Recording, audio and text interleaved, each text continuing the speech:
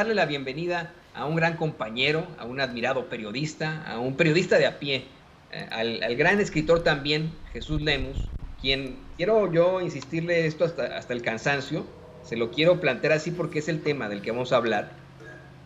Él fue uno de los perseguidos, de los periodistas perseguidos en el sexenio de Felipe Calderón, luego de que diera a conocer con sus investigaciones, con todo el rigor periodístico, que había algún tipo de vínculo entre la hermana de Felipe Calderón con un miembro del crimen organizado en Michoacán, y también reveló los vínculos de Genaro García Luna precisamente con la delincuencia organizada. Te saludo con mucho gusto, querido Jesús. Es siempre fantástico poder compartir este micrófono contigo. Yo hasta me sonrojo, digo, híjole, estoy hablando con un personaje histórico. ¿Quién soy yo, querido Jesús?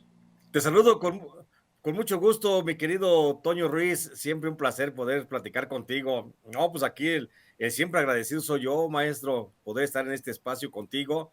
Por supuesto, saludando a mi querido Vicente Serrano y a mi querida Ceci, por supuesto. Aquí estoy a tus órdenes, maestro, como siempre.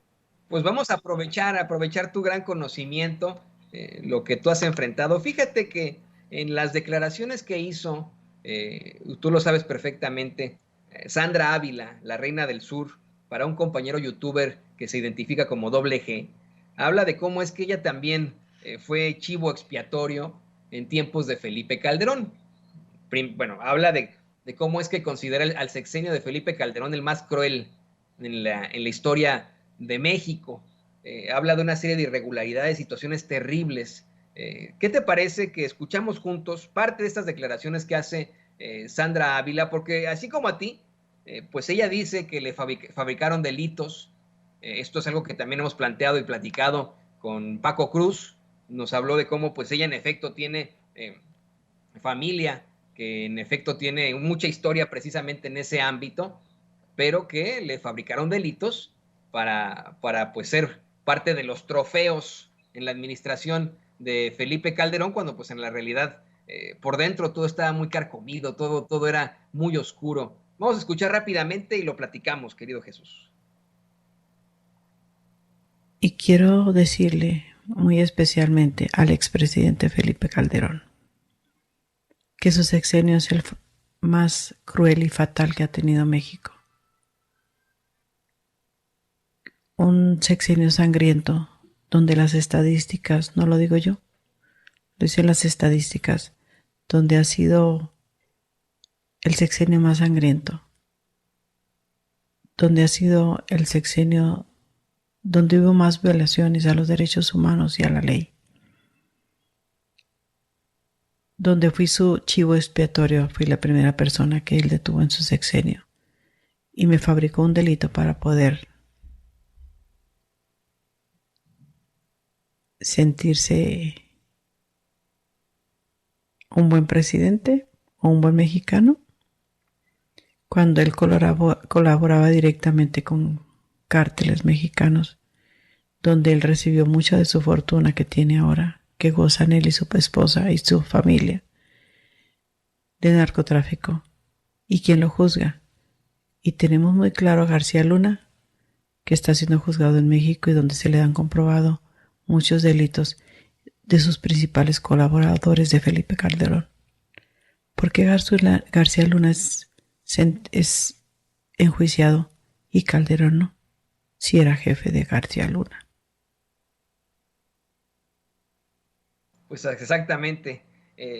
Yo te hago esa pregunta a ti, querido Jesús Lemus, ahora que nos vas a dar este panorama y este perfil de Sandra Ávila, la reina del Pacífico. ¿Por qué está detenido y está siendo enjuiciado García Luna y no Felipe Calderón? Te escuchamos, querido compañero. Bueno, mi querido Toño, la verdad es que lo que refiere Sandra Ávila Beltrán, pues tiene mucho sentido. O sea, mira, es un tema que se ha tocado muchísimo ya en medios por parte de investigaciones periodísticas de muchos periodistas que hemos estado en el ajo investigando el tema de Felipe Calderón, García Luna y el narcotráfico. Pues no soy el único, somos muchos, somos fácilmente una docena de periodistas los que hemos referido mucho esta versión. Que lo diga Sandra Ávila, bueno, pues ella es una protagonista muy activa del narcotráfico en México. Recordemos que ella estuvo procesada precisamente por narcotráfico, por situaciones que de su relación con un grupo de colombianos que estaba ingresando cocaína hacia México y que, bueno, también no se puede disociar a la señora Sandra Ávila Beltrán de la actividad delincuencial. Eso también hay que decirlo, ¿no? Pero sin duda alguna su calidad como persona, como presa del régimen de Felipe Calderón, pues también tiene mucho peso y mucha importancia. Ella, más que nada, que estaba desde adentro, desde el narcotráfico, puede entender claramente cuáles eran las relaciones de Felipe Calderón con el narcotráfico. Y está muy claro, mi querido Toño, lo que dice Sandra Ávila. Sandra Ávila conoce lo que es la estructura interna de los grupos del narcotráfico. Ella ha operado como narcotraficante. Ella ya pagó seguramente los delitos que tenía que pagar, que le atribuyeron. Ella dice que le fueron algunos delitos, le fueron imputados falsamente. Yo difiero un poco de que haya sido imputada falsamente Sandra Ávila Beltrán, pues existen muchos antecedentes de su presencia y su participación en el narcotráfico. Sin embargo, con lo que me quedo es con lo que refiere que sí es Felipe Calderón uno de los principales promotores de las relaciones narcoestado y que sin embargo hoy no está siendo ni siquiera investigado, que es lo más lamentable, Toño, ni siquiera investigado por ninguna instancia de justicia, procuradora de justicia en México. Me refiero ni a la Fiscalía General de la República, ni a ninguna fiscalía en ningún estado del país tiene abierta una carpeta de investigación sobre Felipe Calderón. Cuando, insisto, existen los testimonios periodísticos, por supuesto, que son demostrables todos ellos de la relación de Felipe Calderón con el narcotráfico. Yo lo sostengo, por supuesto, y lo he planteado de manera periodística también en mi libro El Licenciado, como el Barbas, Arturo Beltrán Leiva y el Mayo Zambada, en alguna ocasión se reunieron en presencia de Sergio Enrique Villarreal Barragán para acordar la forma de cómo iban a trabajar en la administración del presidente Felipe Calderón. Esto fue meses previos a que Felipe Calderón asumiera el cargo como presidente de la República, y en ese momento tanto el Barbas como el Mayo Zambada acordaron pagarle un soborno de $20 millones a Felipe Calderón para que pusiera en ese lugar al que entonces para que pusiera en el lugar de la Secretaría de Seguridad Pública al que entonces era el titular de la Agencia Federal de Investigaciones, Genaro García Luna.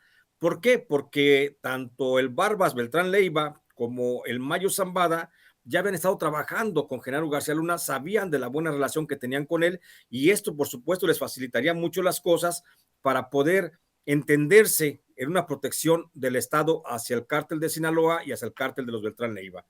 Ese acuerdo, que te digo, está escrito porque yo lo escribí y los periodistas lo que escribimos, pues lo sostenemos porque tenemos los elementos suficientes para ello.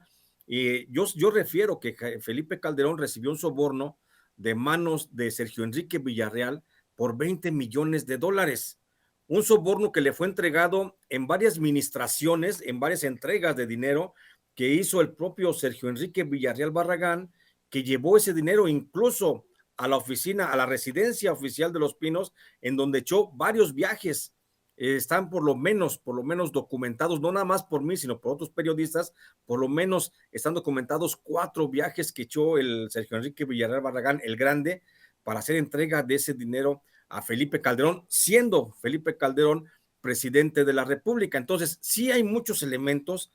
Claro que sí, mira, afortunadamente, Toño, Sergio Enrique Villarreal todavía se encuentra vivo, está como testigo protegido del gobierno de Estados Unidos, vive muy cómodamente en alguna parte de Texas, bajo el cuidado de la agencia, bueno, de la DEA, para mantenerlo como testigo protegido, y afortunadamente él seguramente un día podrá deposar claramente lo que hay en torno a las relaciones perversas de narcotráfico de Felipe Calderón con los cárteles del Sinaloa y de los Beltrán Leiva. Ahí está establecido eso, pero lo más lamentable, Toño, es que pese a que existe esa evidencia, pese a que existe el testimonio no nada más periodístico, sino también de muchos narcotraficantes que han tenido que deposar, han tenido que declarar en sus declaraciones ministeriales de cómo recibieron protección del gobierno de Felipe Calderón, A pesar de ello, no hay una sola investigación, no hay una sola carpeta de investigación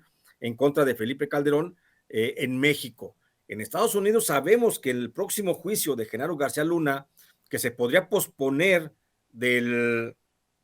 está programado para el 27 de octubre, pero que se podía posponer para el 9 de enero, porque así lo está pidiendo su defensa, 29 de enero del 2023.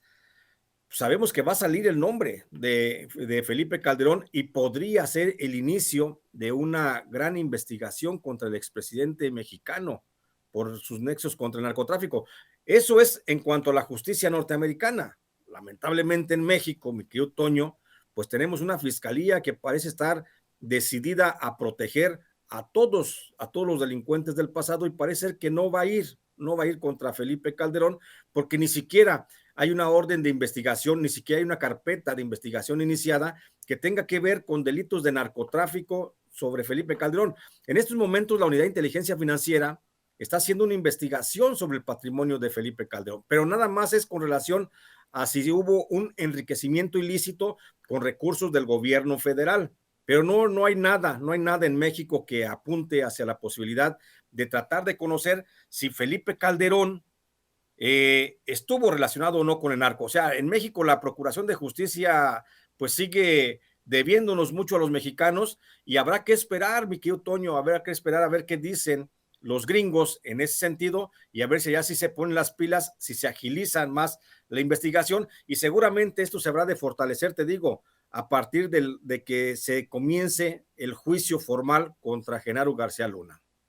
Querido Jesús, tenemos una fiscalía que pues evidentemente actúa de una manera muy cuestionable, pero hay indicios, como bien mencionas, de que no solamente Felipe Calderón, sino una serie de personajes sean mencionados en ese juicio de Genaro García Luna. Se habla de cómo es que van a estar presentando las pruebas de cómo sobornó a periodistas, amenazó a periodistas, a directores de grupos editoriales. Pues vamos, con esto se vincularía a una serie de personajes. Pero yo te quiero preguntar a ti, si en México no están de ninguna forma investigando siquiera a Felipe Calderón, ¿cuál sería la línea de investigación con la que podría enfrentar acusaciones formales acá en Estados Unidos? Te lo pregunto porque acá pues habría otro tipo de delitos que pudo haber cometido. En México se habla incluso de delitos por crímenes de lesa humanidad, se habla de genocidio, se habla de esta parte de narcotráfico, por los vínculos y etcétera, situaciones que, insisto, no están siendo investigadas. Acá en Estados Unidos, ¿cuál sería la línea de investigación que podrían tener las autoridades frente a un personaje como el expresidente de México, Felipe Calderón? Bueno, yo creo que son muchas las líneas de investigación para afincar muchos delitos, sin duda alguna, a Felipe Calderón. Yo creo que la primera es corrupción, mi querido Toño. El primer punto que creo que debe de estar ya pesando en el ánimo de muchos fiscales en Estados Unidos que se están sobando las manos, te voy a decir, porque quieren con ello demostrar la eficiencia de la DEA en su lucha extraterritorial contra el narcotráfico, pues creo que ellos están pensando claramente en ver esa relación, en encontrar esa relación que hubo entre, dice Felipe Calderón, yo no sabía qué hacía el secretario de Seguridad Pública, pero por supuesto que la DEA sabe y ha establecido claramente que Genaro García Luna no hacía nada al frente de la Secretaría de Seguridad Pública sin que no lo supiera el propio Felipe Calderón. Entonces ahí va a estar la primera línea, que sería la de colusión con Genaro García Luna y corrupción con grupos del narcotráfico al haber aceptado un soborno para colocar a un secretario de Seguridad Pública a modo para cubrir los intereses de los grupos, de los dos principales grupos del narcotráfico de aquel entonces, el cártel de Sinaloa y el cártel de los Beltrán Leiva. Entonces creo que podría ser esa la principal línea de investigación. No me atrevo todavía a señalar, mi querido Toño, con relación a otras posibles líneas de investigación, con relación a desaparecidos y con relación a ejecutados. Pero lo que sí estoy seguro es que por el lado del dinero es por donde pueden encontrar justamente esa perversidad de la relación de García Luna y Felipe Calderón cubriendo a los narcotraficantes mexicanos. Nos acabas de plantear que tú y una decena de periodistas con todo el rigor periodístico han planteado los indicios, han planteado con pruebas que que existió una relación entre Felipe Calderón y el crimen organizado. Vamos, hay compañeros que incluso plantean con pruebas que era Felipe Calderón el que presidía mismas reuniones con miembros del crimen organizado. Se ha hablado de cómo es que pudo haber llegado incluso esto hasta Los Pinos, ¿no? Que fueron invitados a Los Pinos, etcétera, etcétera, etcétera. En esta realidad que nos plantea sobre el actuar de la Fiscalía y lo que en algún momento le cuestionó Ricardo Monreal, imagínese usted, ¿no? Que nos ve, que nos escucha. Ricardo Monreal le cuestionaba a Vicente y le reclamaba que él como periodista no fuera a hacer las denuncias. Obviamente Vicente le dijo, bueno, ¿por qué no le cuestiona esto a Loret de Mola, por ejemplo, o a Brosito? Ese no es el papel en todo caso de los periodistas, pero si así fuera, ¿cómo nosotros como ciudadanos en México, como ciudadanos de a pie, ciudadanos y ciudadanas de a pie, podríamos establecer una denuncia con tal de que la Fiscalía sí abra una carpeta de investigación en contra de Felipe Calderón? Nos dices que en estos momentos la Unidad de Inteligencia Financiera ya analiza sus cuentas y etcétera. Pero en cuestiones penales, puede llegar tú que tienes conocimiento de esto, puede llegar a cualquier ciudadano a decir, oigan, con estos indicios planteados por Jesús Lemus, por Anabel Hernández incluso, por Francisco Cruz, quiero hacer una denuncia al expresidente de México, Felipe Calderón Hinojosa. ¿Se puede eso? Sí, mi querido Toño, tú acabas de decir una gran verdad. Mucha gente cuestiona y a mí también me han dicho muchos, oye, ¿por qué si tienes los elementos, por qué no vas y te presentas ante la fiscalía y haces la denuncia contra Felipe Calderón? Y yo les he dicho, bueno, pues porque simplemente, como tú lo acabas de referir, Toño, esa no es función del periodismo. El periodista no es un ministerio público, el periodista no es un policía, no es un juez, el periodista es solamente un denunciador de hechos, y lo que hace uno como periodista es presentar las evidencias ante la opinión pública.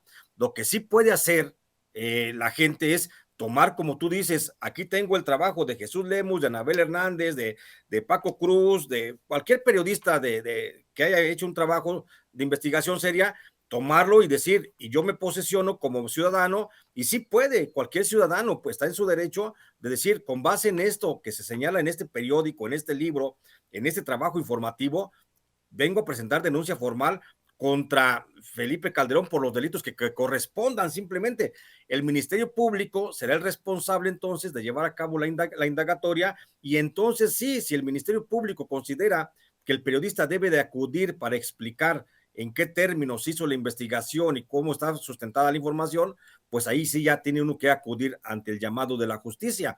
Pero mientras no puede uno por sí mismo, mi querido Toño, no puede uno tomarse la atribución de decir, yo investigué y yo voy y denuncio. No, yo investigo y la función principal de todo texto informativo, de todo trabajo informativo, es justamente esa, la de que accionar a la autoridad o accionar a la propia sociedad.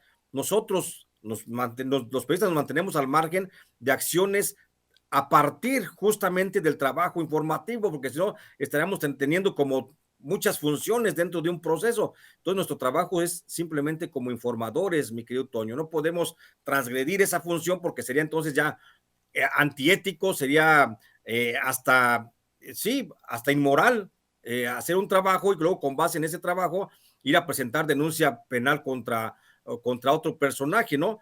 Ahí ya le corresponde a la gente, a la sociedad. Si Ricardo Monreal decía que fuera Vicente a poner una denuncia, pues está muy mal Ricardo Monreal.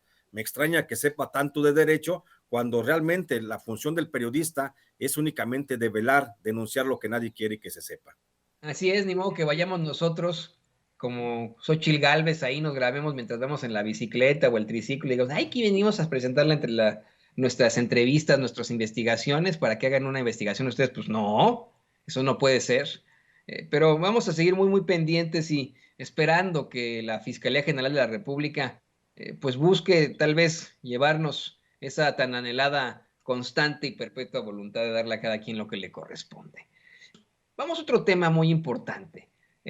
México, en efecto, estoy convencido, enfrentó una terrible destrucción en los últimos años. Una un derrumbe absoluto de nuestras instituciones que ya estaban de por sí muy frágiles.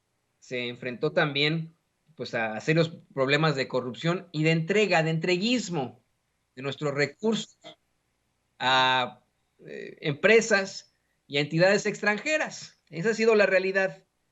Nos arruinaron y el que culminó esta ruina es Enrique Peña Nieto, pero nos arruinaron los últimos presidentes que en un país que ya enfrentaba muchos problemas desde tiempos de Carlos Salinas de Gortari.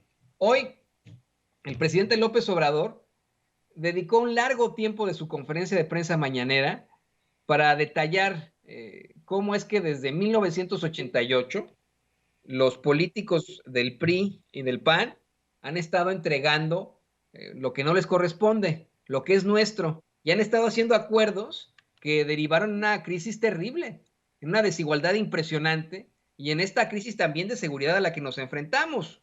No les gusta reconocer eso, pero en efecto, y esto es una situación completamente sociológica, la violencia, la inseguridad responde absolutamente a la desigualdad. La violencia la inseguridad, el crimen organizado, el crimen en lo general, es una respuesta a las fallas a la sociedad, a la gente de más escasos recursos. Esa sí es la realidad, no lo quieren aceptar de esa forma. Y te digo, hoy el presidente así lo planteó, y bueno, continúan desde esa oposición ausente y preocupante, puesto que nada más utiliza memes y etcétera. El mismo Felipe Calderón publica memes y cartones, ¿no? En sus redes sociales, sin hablar del tema de García Luna. Eso está muy calladito. De esto no hablan, esto es lo que no se plantean. Y yo sé que tú, pues tienes un análisis más a fondo sobre precisamente cómo es que esas reformas en sexenios pasados nos arruinaron y que hoy, pues en todo caso, se está buscando contrarrestar, y eso no va a ser en 6 años, va a ser una cuestión generacional, querido Jesús. Sí, mi querido Toño, lo que decía hoy el presidente de la República, bien interesante en la conferencia mañanera, es difícil que lo podamos revertir apenas en la mitad de un sexenio que llevamos de transformación. Es difícil que podamos revertir pues tantos años de neoliberalismo que, como dijo el presidente, nos saquearon tanto más que cuando fue la época del virreinato. Entonces, ya desde ahí vemos la dimensión del saqueo que fue. Ahora, el saqueo que se hizo en el tan solo hablando del periodo de Carlos Salinas de Gortari hasta el día de hoy, que va de la administración del presidente López Obrador, pues es bien interesante lo que dijo el presidente, porque ya revisando cifras y números, hay que decir, mi querido Toño, que desde que Carlos Salinas de Gortari asumió el cargo hasta el día de hoy, se han hecho 126 modificaciones constitucionales. La Constitución, que es la madre de todas las leyes en México, se ha modificado 126 veces. De esas 126 veces, desde Enrique Peña Nieto hasta Carlos Salinas de Gortari, fueron las modificaciones para privilegiar a un grupo élite, a un grupo de poder, a grupos económicos que se beneficiaron con esos trabajos. Y en lo que va del presidente López Obrador, las transformaciones, las modificaciones que se han hecho a la Constitución, pues ha sido todo lo contrario.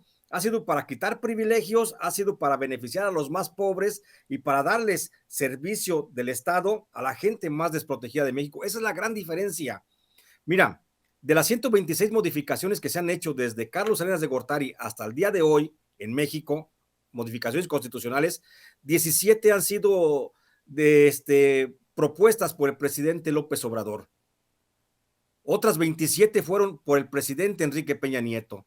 Felipe Calderón ordenó modificaciones en 35 veces, Vicente Fox en 16, Ernesto Zedillo Ponce de León en 17 y Carlos Salinas de Gortari en 14. Es decir, el rey de las modificaciones de la Constitución es justamente Felipe Calderón, quien ha modificado el 27.7% de las veces que la Constitución se ha visto transformada. Entonces, con esto se viene, por supuesto, a tierra lo que decía la senadora Lili Telles, y cito, que el presidente López Obrador era un violador de la Constitución mexicana. Entonces, por supuesto que nada más alejado de la realidad. López Obrador la ha modificado 17 veces, pero son 17 veces que le ha puesto la Constitución al servicio de los mexicanos, de los más pobres, de los más necesitados, de las clases sociales, pues, más populosas, mi querido Toño. El resto, Ernesto Zedillo, Felipe Calderón, Enrique Peña Nieto y Carlos Salinas de Gortari, pues modificaron la ley, pero para privilegiar a grupitos que son los que se fueron apoderando poco a poco del México que hoy tenemos pues en pedazos que estamos reconstruyendo. Y mira, tan es así que Carlos Salinas de Gortari, hay que recordar que entre las modificaciones más importantes fueron aquellas que tuvieron que ver con la modificación del artículo 27 constitucional, cuando el ejido dejó de ser una célula de producción rural, de producción agrícola, para convertirse en propiedad para que pudiera ser comprado suelos agrícolas, no para producir por encima, sino para sustraer lo que estaba debajo de ese suelo por las empresas transnacionales, las empresas mineras. Ahí Carlos Salinas de Gortari fue el que propició el despojo que luego se materializó en otros gobiernos. Ernesto Zedillo Ponce de León, por ejemplo, desincorporó parte de la riqueza nacional. Ahí le llamaron desincorporación, pero realmente fue un robo. La entrega, por ejemplo, de los ferrocarriles, y él continuó también con la entrega bancaria de la que ya había iniciado Carlos Salinas de Gortari, cuando con los bancos pues se benefició a muchos empresarios mexicanos. Vicente Fox pues continuó también en la modificación de leyes y sustancialmente la mayoría de las veces que se modificó la ley pues fue para disminuir el cobro de impuestos a los grandes potentados. Continuó también con la entrega del recurso, del recurso natural, del suelo. Felipe Calderón, no se diga, estableció las bases en la Constitución, pues para que luego llegara Enrique Peña Nieto, hiciera un gran dispendio de lo que fue los recursos naturales. Y Enrique Peña Nieto fue el gran ejecutor de todas las reformas constitucionales que poco a poco fueron labrando Carlos Salinas, Ernesto Zedillo, Vicente Fox y Felipe Calderón para llegar a la cumbre del arrebato de la riqueza mexicana, que fueron las reformas estructurales que hoy conocemos y que fueron aplaudidas, Toño, hay que recordarlo, fueron aplaudidas por muchísimos periodistas, por muchísimos medios que dijeron que solamente con la reforma energética México alcanzaría el desarrollo tan anhelado y el discurso trillado del empleo y del desarrollo a los pueblos y todas esas falacias, mi querido Toño, pues esas se las debemos justamente a los medios que sirvieron a estos bandidos que están ahí en pantalla y que robaron